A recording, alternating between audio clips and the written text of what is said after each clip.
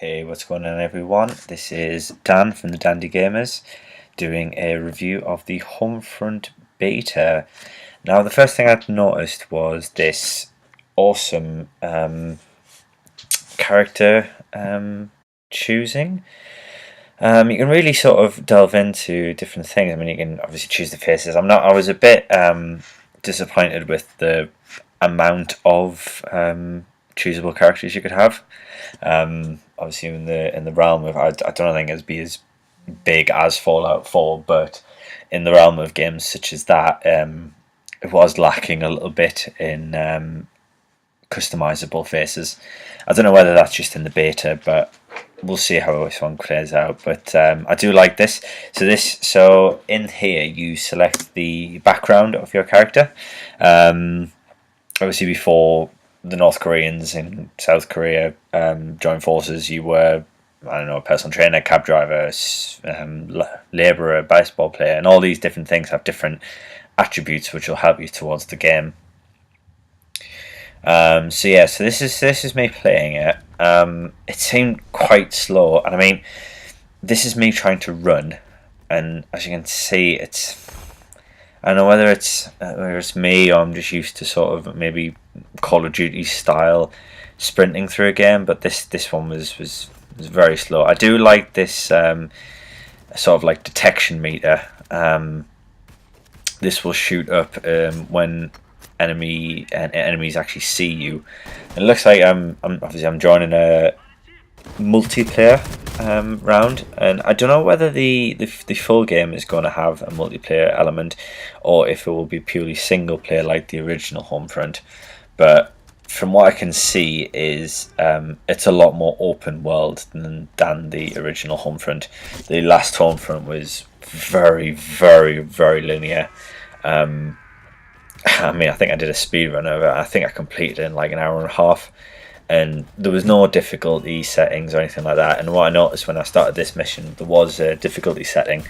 It's permanently set to easy. I don't know whether that's just for the beta, but yeah, I mean, we'll see how this one plans out. But I definitely think that having this sort of level system is good.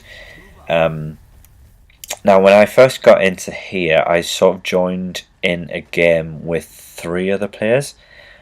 Yeah, I think this level had something to do with hacking into different KPA outposts. But yeah, so I joined a multiplayer game, and I don't know whether as I was saying, with the game is going to be a full single player game, or whether it's going to be one of those ones like a Titanfall style game where you join in with a party and you go ahead and finish objectives. And just me being very antisocial, but I'm not so keen on the multiplayer aspect. I really just want a single player style game. Yeah, I'm not really keen on the whole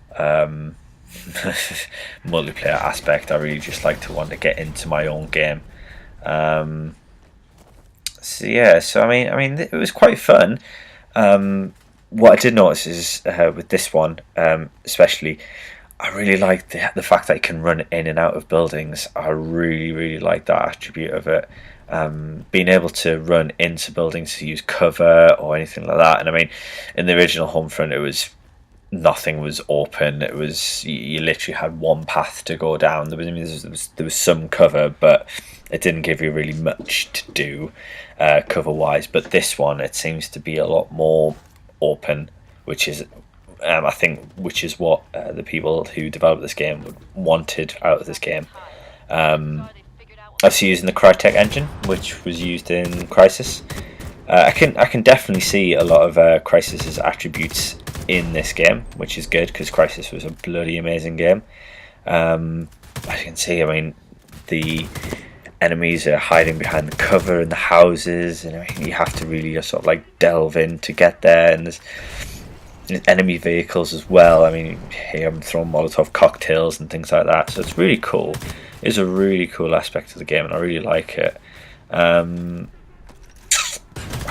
trying to think what game it was. I mean, I think it was Battlefield, where you healed yourself as such. I mean, you had sort of like a bleed out time, but I think you did heal yourself quite a bit. I mean, look at that glitching. I'm not I'm not going to criticize too much because obviously we're it's just in beta phase at the minute. But I mean, come on, he just jumped from one side of the room to the other, which is a bit ridiculous. Anyway, yeah, so one thing I did find, obviously, with it being a closed beta, I don't know how many of these codes they gave out to people, but there was a decided lack of people on the server.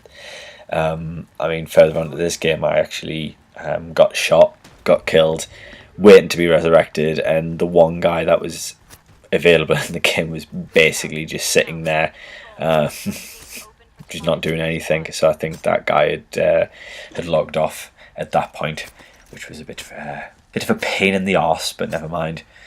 So yeah, we'll keep shooting through. I mean, here he is here.